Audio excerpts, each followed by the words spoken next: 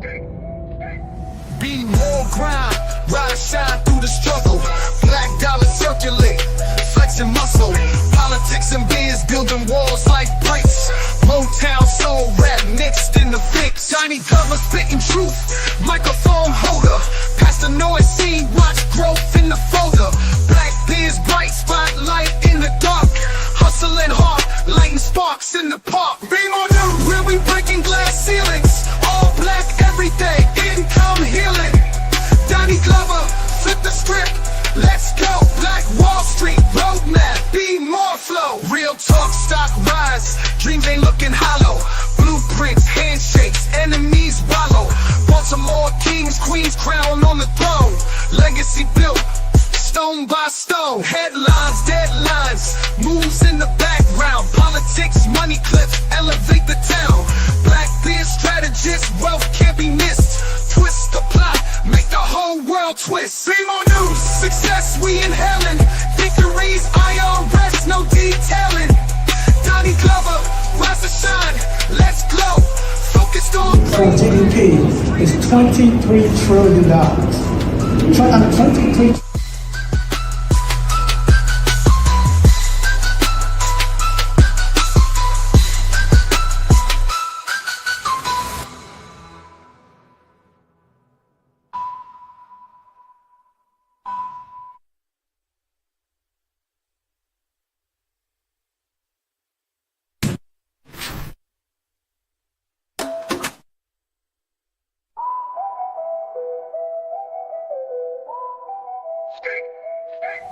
Be more grind, rise, shine through the struggle. Black dollar circulate, flexing muscle. Politics and biz building walls like bricks. Spitting truth, microphone holder. Past the noise scene, watch growth in the. First name's Donnie, last name's Glover. Entered the winning for the long haul, baby. Mr. Bob. Good morning, brother. How are you? All right, I got your wingman here, Michael Haynie. How are you, sir? Hey, Donnie, Bob, I'm doing great, man. I'm his wingman. What is the description of wingman? Child of God. That's it. Don't complicate it. Michael, what you do? I don't want to complicate it. I just want to know what wingman means. You would have to have seen Top Gun with Tom Cruise in order to understand that. I mean, Tom Cruise was a star, and everybody else around him protected his gunship, and they got shot up and killed. Yeah, that's the right description. What'd you do yesterday, Michael? I went to church. Matter of fact, Maundy Thursday, Good Friday, the Easter Vigil on Saturday. It was very humbling, man. Very humbling. Yesterday was Easter service. Played some golf, fixed some lamb chops with mint jelly and macaroni and cheese and green beans. Fed Kathy, man. Had a just awesome Holy Week, man. It's awesome. Mr. Bob, that's where we going after the show. We going over there to get the rest of them lamb chops. No, they gone. Yeah. I can assure you there's none left. No, there are two left. Matter of fact, let me go show you. Kathy and I don't eat like that. Let me go show you. Man, all I wanted to hear the man say was Happy Resurrection Sunday. He done gone and got his lamb chops. With mint jelly. With mint jelly. You know he over 50. There are two lamb chops left, one for you and one for Bob, right? Okay, and then the macaroni and cheese I made, absolutely awesome, unbelievable. Kathy just loved it, but yeah, we don't eat much, man, but yeah, I cooked yesterday. Make sure you wrap it up, okay? So, Mr. Bob, there was a Freddie Gray event Saturday over at Gilmore Homes, and I saw Malcolm Ruff there. And Mike, you from Evanston Village. What that 41st district look like? Well, Malcolm, actually, it's funny you asked that, Donnie, because Malcolm and Paris Gray were at my church, St. Bartholomew's Church, 4711 Evanston Avenue, been there 60 years. My family was the first Black family in that church in 1965. Shirley Nathan Pulliam was the second Black family, and prayers to her and her son Wayne right now. They're going through a lot. So Malcolm and Paris were there 3 weeks ago and talked about the Red Line, talked about the Uplands Project, the Evanston Village Shopping Center project. Is it right for gentrification? And you don't want pockets of poverty anywhere. So is this the community that becomes immersive of all cultures and races, man? I like Malcolm. I like him a lot. He's really Can on he the beat Dahlia? Dahlia Tar. Dahlia's planted to take care of the community on Park Heights, man. It's okay. I don't even think she's ever been to Evanston Village. Can he beat her? Can who? Malcolm? Yeah. So had our central committee done what they were supposed to do in having, he should have gotten that seat and put himself in the incumbent position. So she's an incumbent and the incumbent now. Let's put it this way. I think he can, but Black people really have to support and come out and vote. That's the classic example of where voting and coming out to vote will make a difference. We absolutely have the capacity to get him in that position. And he should be. He's a great guy. It's not about great. It's about can you win. When I look at the numbers from the last election, Dahlia Tar got more votes than Sandy Rosenberg. Mm-hmm. Well, she got that when she ran the first time as delegate. When she ran the first time, she got more votes than anybody in that district. So Malcolm's never run before. Yeah, well, he has capacity. He has money behind him. I'm talking about facts. So you taking, with all due respect, an unproven weapon in the war. Mm-hmm. Well, nobody thought Lisa could beat Barbara Hoffman either. Yeah, but Lisa got out there and worked now. Well, I'm assuming that Malcolm's got to do the same. Yeah, I think he absolutely can win. I think he has capacity. He has a lot behind him. He has a great reputation. He's a great guy. I like him. And he has capacity. And the other thing is, you talk about vote. People got to get out there and vote. They voted for Angela Gibson. Michael, take me back to a Sunday morning, 10 a.m. You, Rhonda Wimbish, Angela Gibson, myself, we were the only 4 Blacks in a room with about 90 white people. Yeah, that's when we were talking about the development at up in Park Heights with Pimlico. The future of Pimlico racetrack. On a Sunday morning. What time was that meeting on a Sunday morning, Michael? You're right, 10 o'clock, because I left my 8 o'clock service to go there to be there. It was what are Black people doing typically at 10 a.m. on a Sunday morning? Sleeping or in church. Sleeping or in church. The white people were meeting about what? They were meeting about redevelopment. Sinai Hospital was deep in the room with their executive vice presidents and leadership, and it was awe-inspiring. So what was his name that was there from BDC? Former. His name was Bill Cole. Bill Cole was there. Sunday morning. The press was in the room, and what did he say? He said, "We are not having a discussion about the future of Pimlico racetrack." Well, we weren't there for tea. They're not playing, Mr. Bob. I never thought they were. So this ain't checkers. You know what's on my conscience, Donnie? I just want to say, just because, Angela Gibson, she ended up voting for herself. Okay, what's on your mind? What's weighs heavily on my heart. First of all, prayers to the Pope. We'll talk about him, I'm sure, Donnie, before it's over. What's on my heart is that this current administration is about to dismantle at the State Department level all aid and support for the continent of Africa, man, singularly and alone. Have you heard that? Have you heard? I read it this morning. Burkina Faso. I purposely wore my African division shirt for the purposes, I'm in awe that they would singularly point towards Africa and say, we're not giving no more aid to Africa.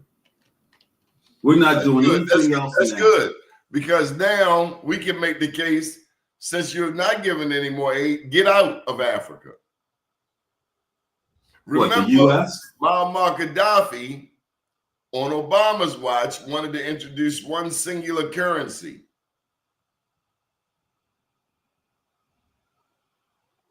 We lost some. We lost a couple of icons that we must acknowledge. Reverend Willie Ray. George rest in peace, Willie Ray. George Russell. Did you know Willie Ray, Mr. Dashiell? Oh, absolutely. How could you be in or around Baltimore for 50 years and not know Reverend Willie Ray? Man, I'm so particularly dancing at a club. if you ever went to the Lexington Market around Fadley Seafood. I'm in a club dancing in Sandtown, slow dancing. What did Willie Ray do? He come up to you and put a flyer in your hand. You got your hand around the girl's waist, and he give you a flyer. Yeah. I got a couple of them right here on my floor. He also had prayer every Wednesday while he lived. With the city director of finance, Charlie Benton, back when Charlie was still alive. But this was under Donald Schaefer.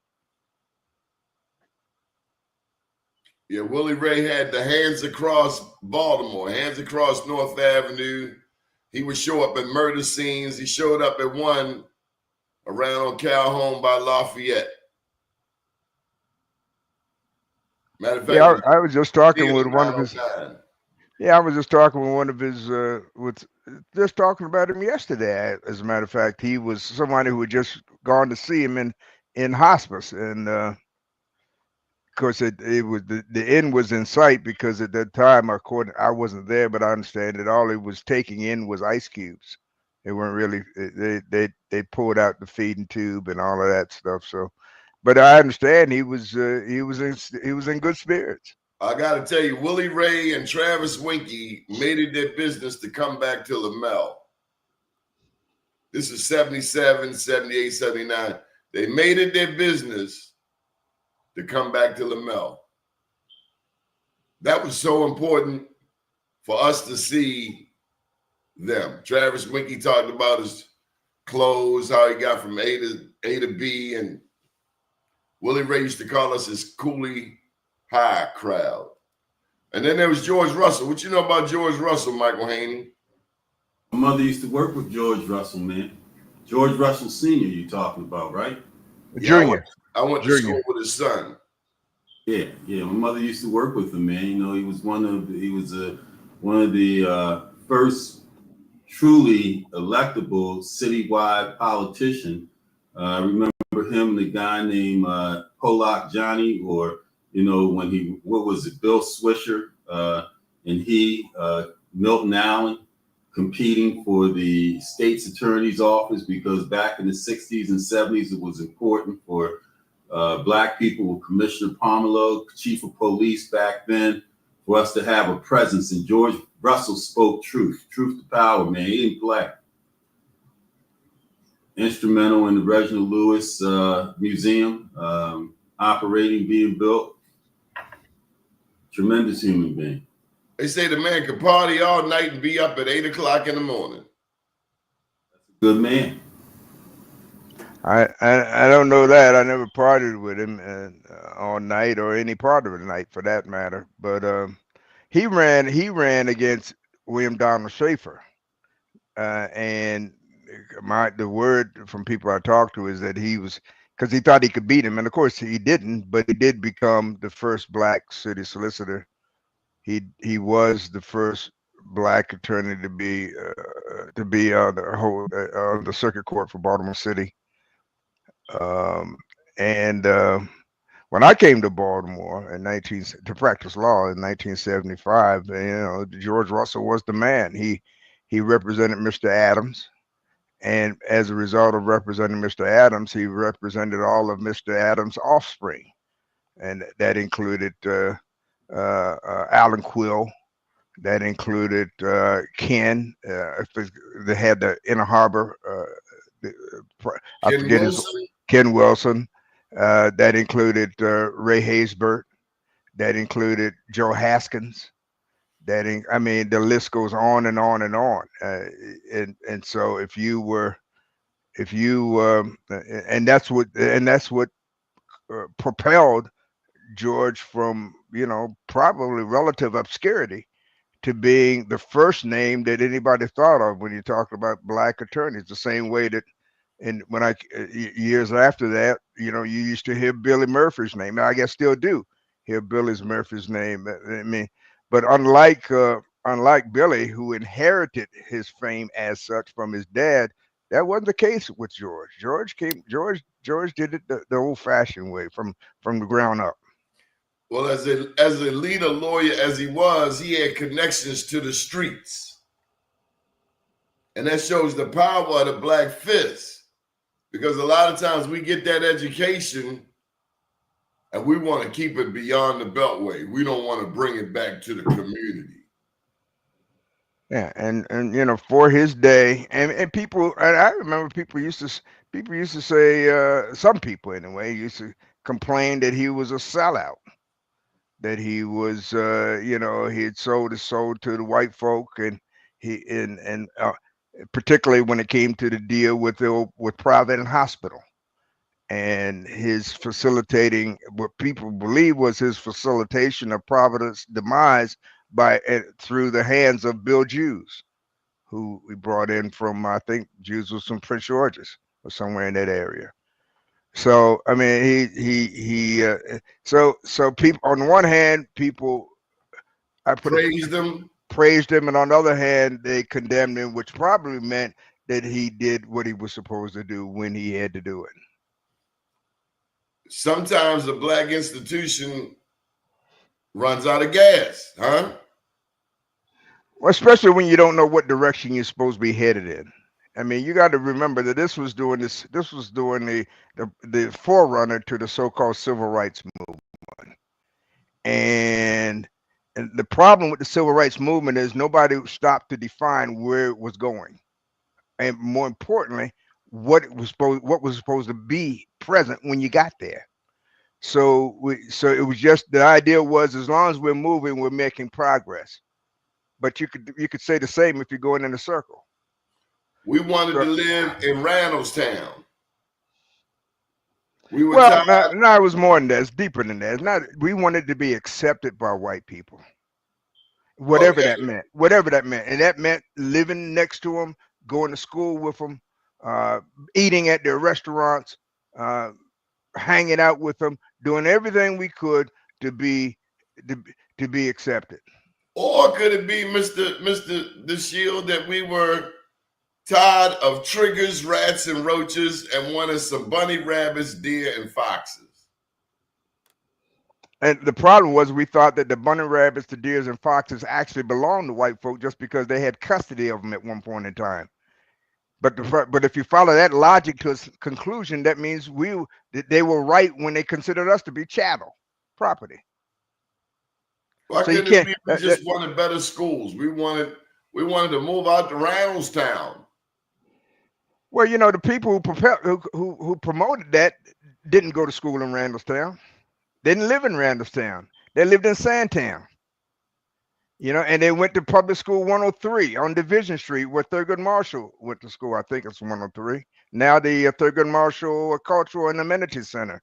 It was put together by Dr. Alvin Hathaway. So the point is, the people who we say we remember and cherish most went to institutions at a time when they were still ours. They went to black schools, or at least most of them did, and it was at a time when, before the Public Accommodations Act and before you could go to Ruth Chris or Capitol Grill, we didn't have a problem eating at Sampson's or Cess's. What happened to the Royal Theater? You tell me, you from Baltimore. Michael Haynie, you older than me. You were around when they tore it down. Why didn't they rebuild it? And, I'm sitting here listening to you all talk about, the juice is cold out in Randallstown, the rabbits and foxes are out in Randallstown, the suburban area. We have to look at our failure to invest in our community, just like today. How do we take our wealth elsewhere than invest in our community? The pastors, the teachers, everyone lived in the community, Harlem Park, Lafayette Square, Madison Square. Everybody lived in the community. We went to church in the community. We walked in the community. As a result of our lack of investment in our own community, we went elsewhere. You said we wanted better this, better that. We actually had better statistics in education when we were growing our own Coppin State Teachers College, Miners Teachers College in DC. HBCUs were teachers' colleges primarily when we weren't able to go to white schools. We went to black churches, we went to black schools and black communities, and then the flight to the suburban areas, which we attribute to white people in the 60s, when they fled the city, we fled the city too, and didn't invest in our own communities. And so therefore, there we are. So to your question about the Royal Theater, when we look at what they have sitting there now at the corner of Lafayette and Pennsylvania Avenue, I forget the cross street, that little art. I mean, it's absolutely disappointing that we didn't find the investment tools, the capital. So we got Eddie Brown, we got Billy. We have a multitude of money that we could invest in our own community,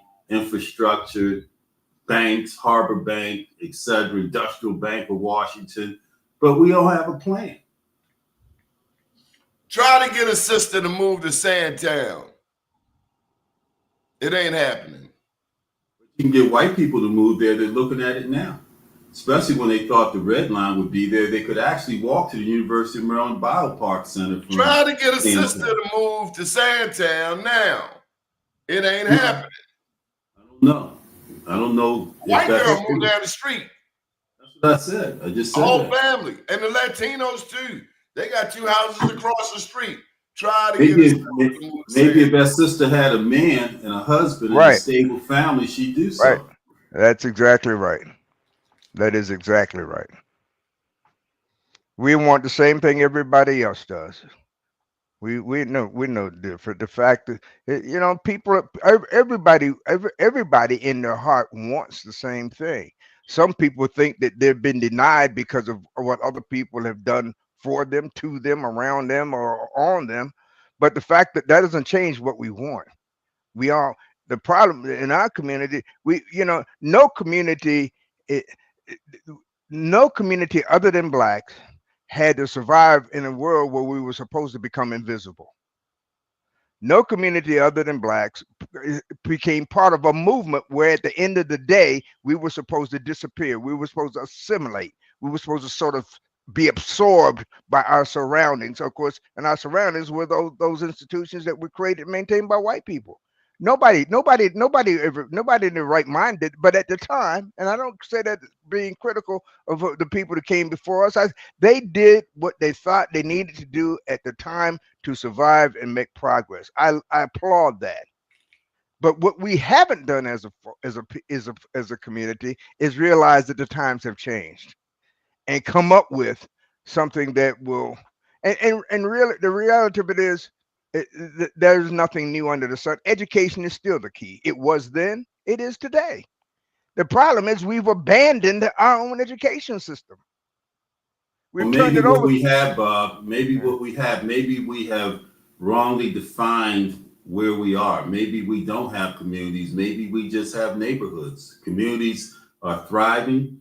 They have different infrastructure of business, churches, education systems, banks, etc. We have neighborhoods, man. We haven't learned the real definition of community and what community means somewhere like in Wall Street, where it's all self-contained and you need not go anywhere else. We have neighborhoods. We need to look to the state of Georgia for an example. I understand that Keisha Lance Bottoms is running for governor of Georgia. Now, that's an election worth moving to Atlanta to help out with, huh? If I knew who she was, I could respond to that. He knows who she is. He knows who she is. What he's saying is that he don't think she's electable, and I got to agree. Get out of here, man. With the help of Stacey Abrams. Stacey Abrams couldn't win. What help is that? Maybe if Larry Gibson went down there like he did when Raphael Warnock was in need of help for his runoff election, but Stacey Abrams can't win. We need new Larry Gibsons to step up. And that's a part of our challenge, Mr. Bob. Nobody wants to pass the ball. Tell me about Al Sharpton pushing up for a check. Is that what happened with him in Target? I don't know. But same old. But you talk about handing off the baton. Why would I we're in a race. Why would I hand the baton off to somebody who's standing still? In every race, you don't hand the baton off to somebody who's standing still. They always start in motion, and you slow down a little bit, and they speed up to catch you. You can't hand the baton to somebody who's standing still, because that means you're really going backwards.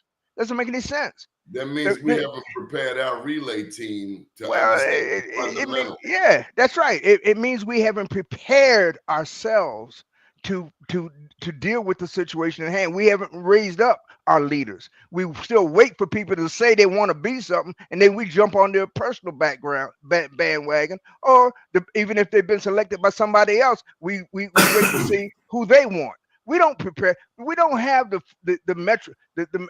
third district metro organization anymore, the fourth district metro organization anymore. We don't have the organizations. We don't have the goon squad. We don't have the kinds of intrinsic organizations within our community that created the kind of leadership and guidance that we needed. That's why there's no more Royal Theater. That's why there's no more Sampsons and no more Cesses. That's why the significance of the Black church has gone from being a place where you had to go to a place where you just show your face. Who is the single most powerful hand in Maryland politics? Say it again. What person has more power in Maryland politics than anyone? So I'd list two or three. I'd say Brooke Learman's dad, Martin O'Malley, and possibly Steny Hoyer, in that kind of order, somewhere around there. That's what I'd say. I would agree. I don't disagree with that. When Mike Miller passed, it was almost a liberation day for Black people in Prince George's County. Mike Miller kept his foot on the necks of Black people. I remember when Kwesi Mfume was running for Senate. I think the year was 2006. He was going up and down 95 to Prince George's County. He raised more money in Prince George's County than he did in Baltimore. But when he finally got to Annapolis, Martin O'Malley and Mike Miller, they shunned him. They dismissed him. At some point, Kwesi's going to pass the ball. He's going to do what? At some point, he's going to pass the ball. He's going to leave Congress. Well, at some point, he's got to leave. I mean, I think Brandon Scott is primed for regional with the right demographics, national politics. I mean, when you look at it, who else could there be? Antonio Hayes. Antonio is potentially right for that as well. I like Antonio. Brandon, I think we've got a good group of leaders. I think that you go back to Bottoms in Atlanta, which is Georgia, a whole different environment than Maryland, that elected only the third Black governor in these United States. That is a hurdle almost as unreachable as the presidency. Matter of fact, it may be easier to be president as a Black person than to be governor of most of these states, man. That's true. That's proven to be true. I would say it's easier to be governor of Maryland than it is to be mayor of Baltimore. What does that mean? Easier in terms of electability? Just like you said, it's easier to be president than it would be governor. Well, I meant to say elected. Same thing. Yeah. Well, when you say easier to be, Baltimore City mayor's election is dirty. Yeah. Oh, absolutely. Local politics is dirty, man, because it gets to be very personal. Like some of the rumors you heard on the street rampant about our mayor until he had a baby and things. You know what I'm saying? People just get real nasty and dirty, becomes community based, etc. You know, even as governor, running for governor, even more was subject to that to a degree as a black man. But black people have to know that it's a blood sport, man, particularly with whites that feel as though you may have some power. And down in Georgia, man, that's I don't know, Bottoms. I don't think her reach is that well. I don't think that Stacey Abrams, I think her strategy about voting registration is one that became a national model, but her herself and her politics wasn't diverse. Your politics have to be diverse and inclusive of a wider reach than just what you think. And like you said about George Russell was perceived the way, but he had to do what he had to do, man. In terms of looking out for his people, you can't isolate and have no peripheral vision about, you know, what whites and other demographics need. You have to be smart enough to play that game. And Wes is doing a marvelous job over there, although he's pissing people off in Prince George's County with that maglev. In Japan, he went over to Japan to give a profile of a international leader, and so as a result, he comes back here. South Korea, I thought, sir. I thought he went to Japan, and then he went to South Korea, because Japan is where he got on. Well, let's get to it.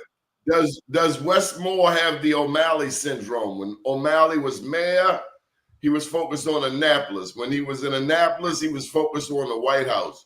Over the weekend, George Clooney said that Wes Moore is presidential. He's known for being a huge Democratic funder. I understand what they want for Wes Moore, but I live here in Maryland. What does that mean for us? So I think I don't think it's a matter of what has he done. I think it's a matter of profile. So if you look at the fact of, you know, how perhaps this administration unintendedly may have mismanaged the budget, right? That has no bearing on his profile of being president.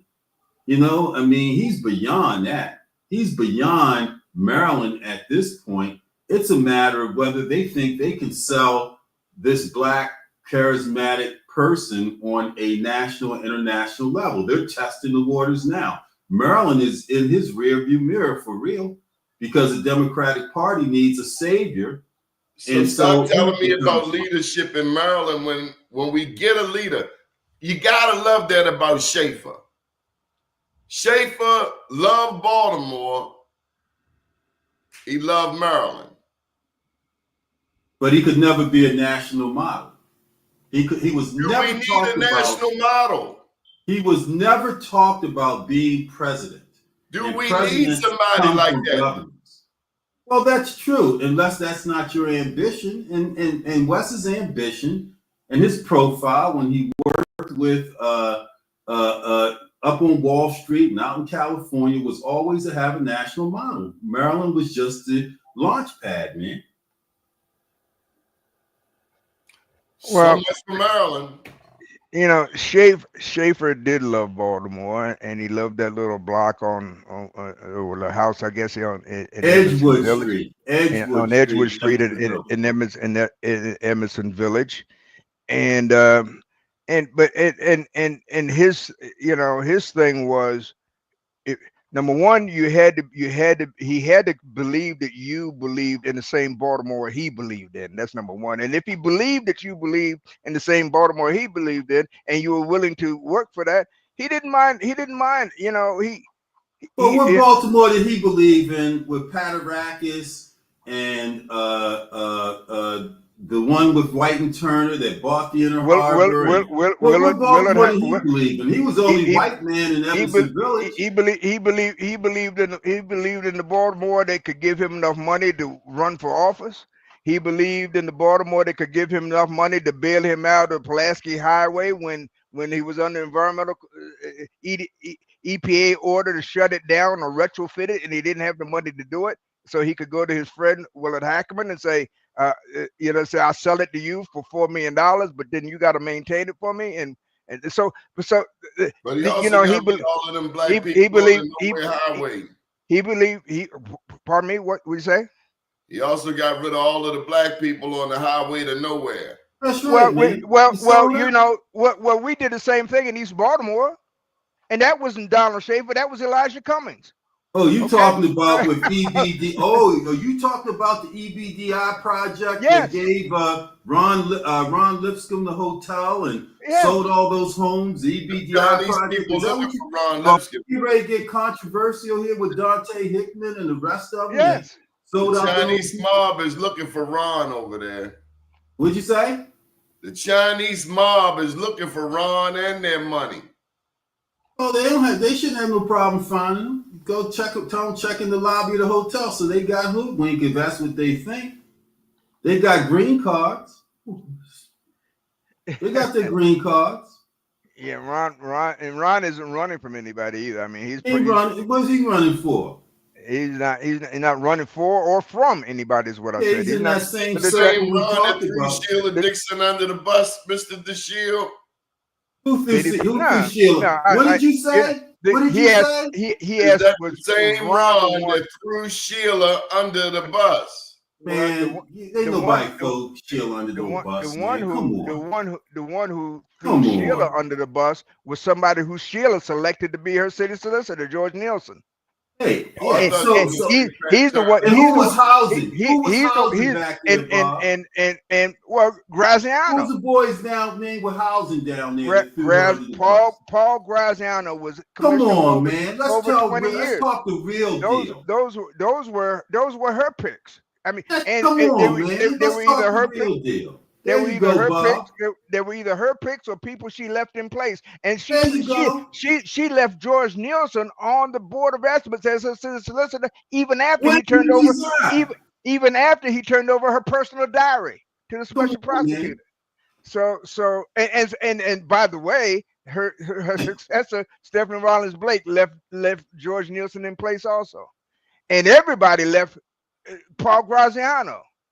See, that's one thing that black people have to understand on your show, Donnie, that the real power isn't in City Hall. The real power is in city planning. You know what I'm saying? And if you have your hand out. So who really burnt Sheila? Who was that developer Turner who was trying to do the deal down to old Walmart? Right? Remember him? He's the one that they set her up, man. Come on, man. He dropped the gift cards down there. Hey, listen, man, it's all about city planning. City planning. Hey, Mike and Don, when those projects in Cherry Hill, when those things were approved, she wasn't mayor. And she's not the one who signed the bill that authorized it. It was Martin O'Malley. She was the president of the council.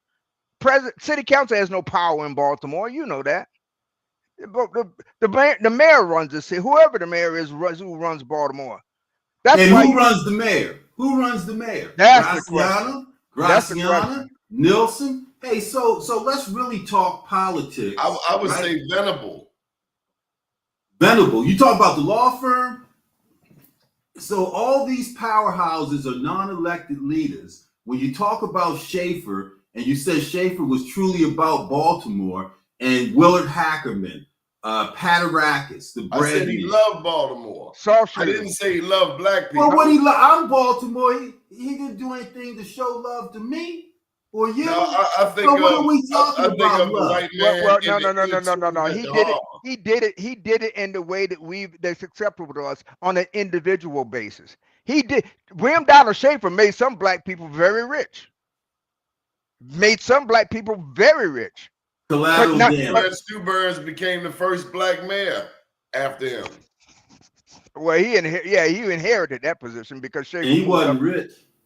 He moved up, and of course he got it in his own way. Talk trash about Clarence DuBurns, Michael Haynie. You have East Siders knocking on my door for your. I love DuBurns, and hey, DuBurns is the man. I love DuBurns. Put some respect on his name. I don't want East Side come looking for you. What are you talking about?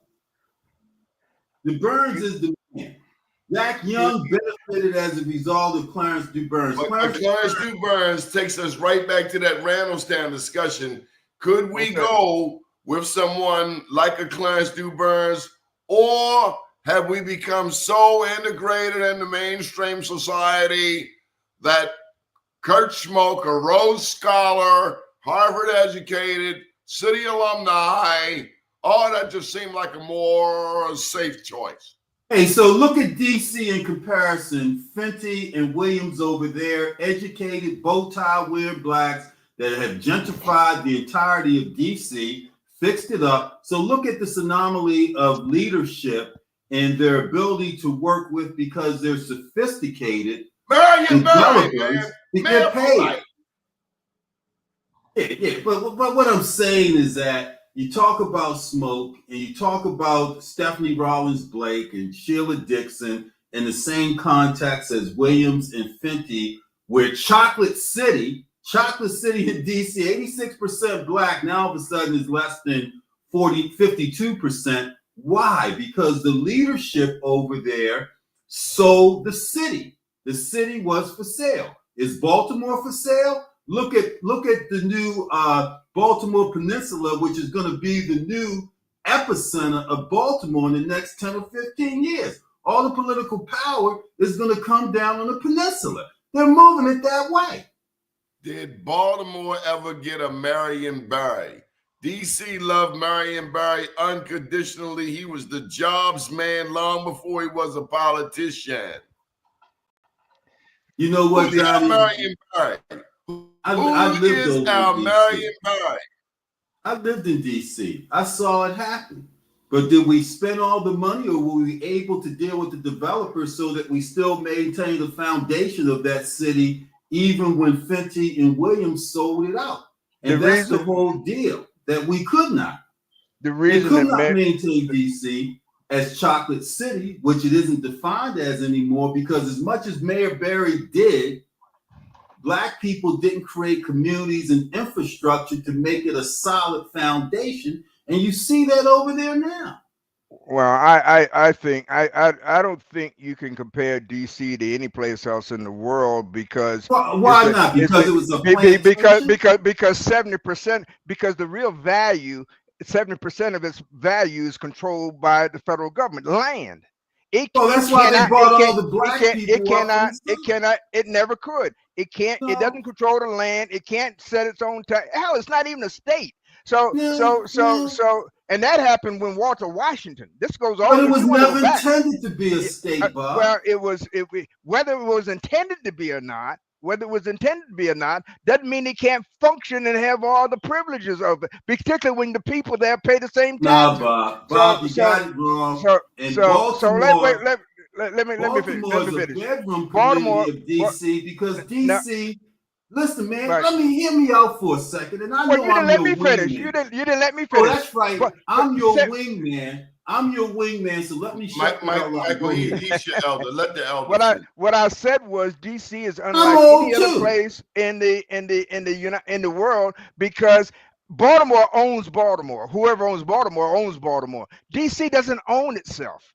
70% of the land is owned by the federal government. It can't even set its own. It's got to go to Congress for its own budget, even to pick up trash, to teach schools. They have to go to somebody else for it. Huh? Do you know why?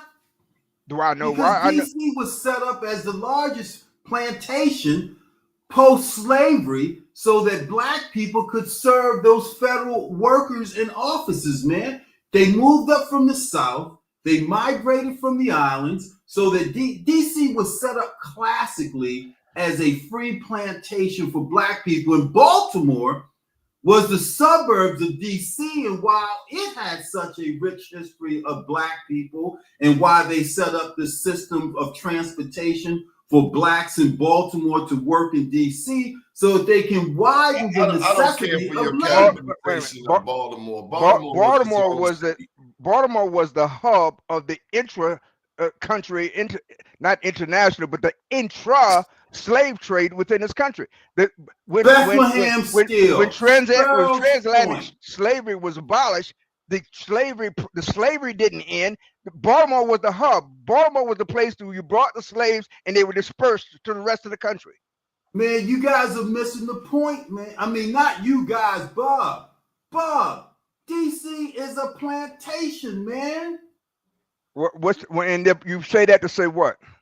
I say that to say, just like Westmore said a few weeks ago, that the federal government and what they're dismantling now affects more people in the state of Maryland and anywhere else around the country, and more black people. How do you think Mitchellville and Prince George's County got to be the richest black demographic, geographic area in the country as a result of those good government jobs? But who took issue with any of that? That's what I'm trying. What issue are we addressing now? But what I'm saying is how that DC became DC, or why DC became what well, issue we know are we why addressing? DC became the District of Columbia as it is because black people were needed to be the janitors, the landscapers, the secretaries, everything below the power. They needed to support the infrastructure of the federal government. They say, okay, from white people's perspective. That is true throughout the country.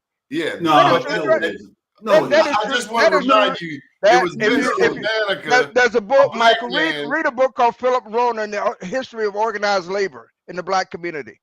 Black people, we used to run the railroads when you had to shovel coal into to fire up the engines. Isaac Myers in Baltimore ran the ship caulking, started the National Black Labor Union movement in Baltimore. Okay. Yeah. So okay. All I'm saying is that when we talk about Marion Barry and an 80-some% black city of DC, and you talk about a city of Baltimore, 60%, right? That Baltimore is set up the same. So we talked about the fact that city planning in DC and in Baltimore is where the real political power is. Doni asked a few minutes ago, where's the real seat of power in this state? We said Martin O'Malley, Brooke Learmon's dad, and Steny Hoyer, right? Old money, old politics. Willa Hackerman, Paterakis, John Paterakis, right? Most of them not elected leaders. It's a land game. And then we talked about Westmore. Who owns Westmore, right? So who owns him? George Clooney? I just want to know, what are we going to do? Who's we? Define black we. people. Well, unfortunately, Donnie, people keep, the problems that we're talking about, the issues that we're talking about, have been 400 years in the making. And we keep talking to people as if you don't have an answer to reverse that overnight, then you're not worth listening to. If you don't have an answer that provides some sort of immediate change or immediate gratification, then your answer can't be the right answer. The fact of the matter is, there's nothing new we got to get back to basics. Just like in education, we got to get back to the 3 R's: reading, writing, and arithmetic. We got to get back. We will never progress until we can control the education of our own children. Because the education, because what's been destroyed in Baltimore, the reason why there's been no change since Freddie Gray is because the black family has been decimated. The black family has been decimated for the same reason that the white poor family has been decimated, because they can't earn enough money to support their families. That's the real thing. At the end of the day, Donnie, at the end of the day, Michael, with the real issue, the real color, and people now, I'm not creating this, I'm repeating what I've heard and read. The only color that's ultimately going to matter is green. But now, how do you get from where you are to where you're supposed to be? Well, first of all, you got to decide where the hell it is you're going. Because if you don't know where you're going, you can't know when you get there. The problem with the civil rights movement is it was premised upon its accomplishment of something that in reality could never be accomplished, and was never, because number one, it wasn't intended by God. God didn't fall asleep and leave us in the oven too long. We are different by design and intention, not by accident. So the civil rights movement was based upon the notion that someday, some way, we will be sufficiently like white folks enough that we will be accepted by them. In other words, we had to disappear as a people. And that is precisely what Trump is about the business of doing now. That's what he's about to do. He's about erasing what little bit of history that was in the official annals of the history of this country, what little bit of history that was that talked about that maybe extolled the virtues of black. All that he's ordered it to be removed. Him, Stephen Miller, Steve Bannon, and his main man Elon Musk, a typical representative of apartheid. They're combining together. They say we're going to make black people. We're going to deport the Venezuelans, and we're going to make the black people disappear. And what's left is going to be our country. Okay, so let's get on to it. We got 7 minutes left. What's up with Orange Man? He wants to. Can he do? Is the Supreme? What happens when he bucks the Supreme Court? He already has. What are you talking about? When he does? Okay, so now that he bucks him, what's the recourse? Who knows? He's the only one that's got control of the guns. The marshals, the army, all of them work for him. They don't work for the Supreme Court or anybody else in the judiciary. The people with the guns work for him. So you tell me what's going to happen. Who's going to arrest him? The black people with the guns going to have to decide. They're going to kill black people or they're going to stop Trump. I don't see this going with non-peacefully. I don't know where. First of all, Donnie, like I said, I'm not going nowhere unless I know where the hell I'm supposed to be when I get off the bus. I'm not jumping on no more rides to say we're going to ride till it gets better. I'm not doing that. And we shouldn't do that as a people, because guess what? That ride we didn't create the manifest for that ride. We didn't create the map. Somebody else decided what we're going to do. We're going to send them off on a journey. What they're really doing is going in circles while we continue to amass the wealth and the control over land, as Michael says, the control over land. He's right. In Baltimore City, and I'm jumping around a little bit because we got a little bit of time. In Baltimore City, the control of the city has always been whoever controlled the Department of Planning. Why? Because if you can control the acquisition and the development of real estate, which is the only basis for which the local government can raise money on a consistent basis, then you control the development. You control who lives where. You control what businesses are located where. You control what happens where, because you control the land. Since we're talking about real estate, I think we should outlaw ground rent in Baltimore. I think it's illegal. Well, that's an old dog, Donnie. In worst case scenario, you owe 3 years worth of it, so you're less than $500, and most of them are redeemable. That's a battle that was fought and essentially won 20 years ago or more. So let's move on from that. It ain't ground rent that's keeping us in place.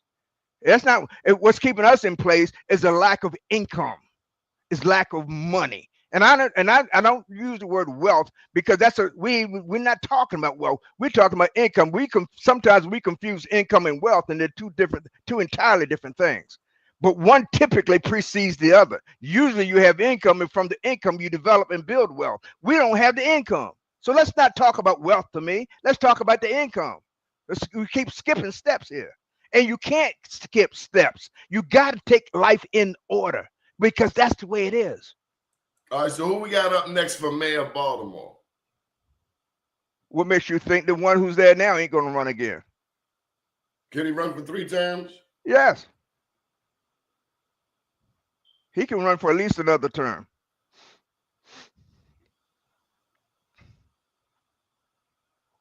Can I say something?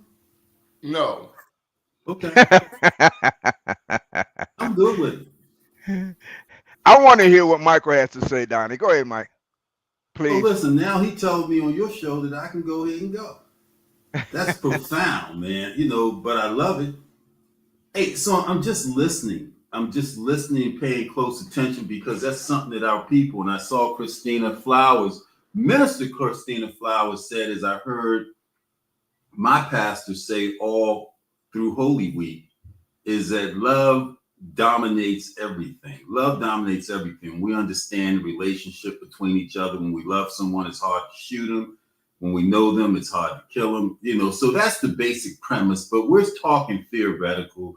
We're talking Donald Trump and what the implications are of him usurping the Supreme Court, him having the guns. Is that, you know, get your sons and daughters ready for the next world war, right? So when you look at the fact that he manipulated the stock market so that it artificially went down so that his friends could buy low, right? And have control when they bought low because the stock was at its. So when do you buy stock? When it's at its lowest point. So it was so much out here. So high. So that's right. So it was manipulated to happen that way, but we didn't see it. We just thought the world was falling apart because the stock was down. And Donald Trump was like, hey, buddies, go in there and buy it all up because I fixed it for you all. This is my repayment. Okay? And then we talk civil rights, right? Civil rights got confused for Black people when gays and others became part of civil rights defined, and we lost that momentum. Civil rights bill was intended for Black people. It wasn't intended for gay rights. It wasn't intended for Latinos. It wasn't intended for anyone else, right? Other than Black people. And then it got confused, right? Even white women became part of the civil rights and minority conversation. And that's not new, Michael. Listen to Bob say we don't have money. Yeah, we have plenty of money. We just don't have leadership to concentrate it. As I said earlier, we have neighborhoods. We haven't built communities with our wealth because everyone's off in their own diverse places doing whatever they got to do. But Donnie, this has been a good conversation. No, one last question. We don't have a boss. Since Pete Rollins and Clarence Blount have transitioned, we have not had a boss. We have not had a Black boss. I don't need no boss. Pete Rollins, what did he do for this city? For real? What did he do? He gave us Martin O'Malley as governor. Yeah, what did he do? He gave us Stephanie Rollins Blake as mayor. He arranged for the decimation of the Baltimore City public school system. What did he do? I mean, I'm telling you what he did. I'm listening. That question. What did he do? I'm sort of being facetious, but what Don is, the answer to the question is we don't have leadership. And when Michael says that we have money, yes, there are individuals within our community that have. No, we have plenty of money. The average per capita income of Baltimore City is still only 67%.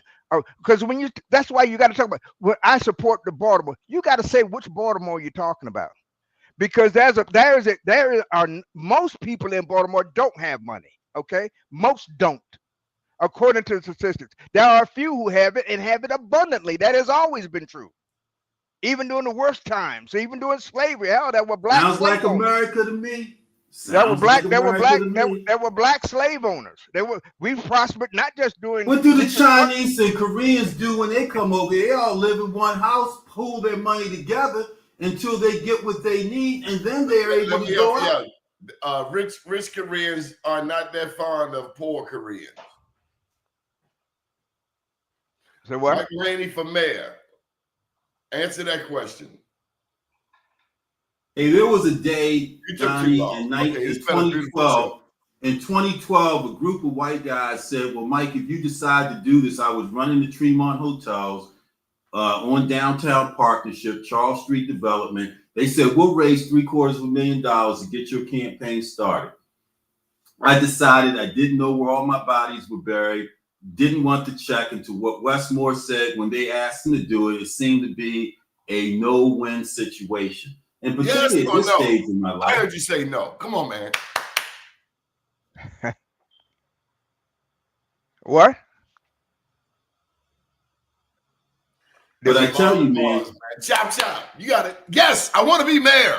Oh, man, you can't, when you have a chance, particularly with Black media, to explain yourself. Get the violins. When you have the chance with Black media to explain yourself, then you should be allowed to do so. Bob's got a nice podcast now on Fridays. You're doing a Did TV Westmore show explain himself? 5:30. Did Westmore explain himself? Was he on your show? Yeah. Then did you ask him and allow him?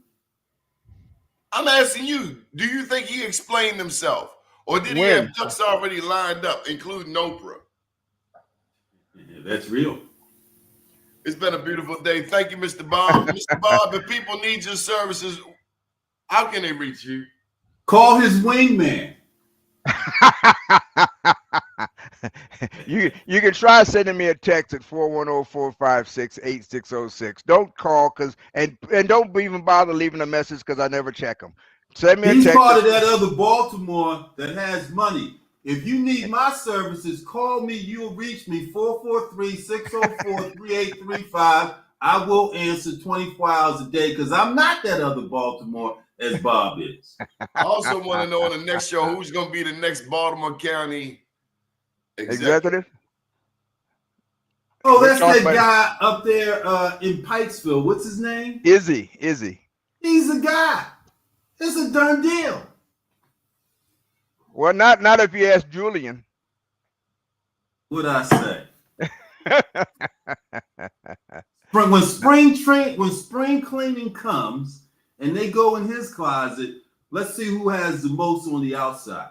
You know what I mean? Yeah. Thank you very much, gentlemen. All right, guys. Busy day. Good morning, world. Good conversation. See you later.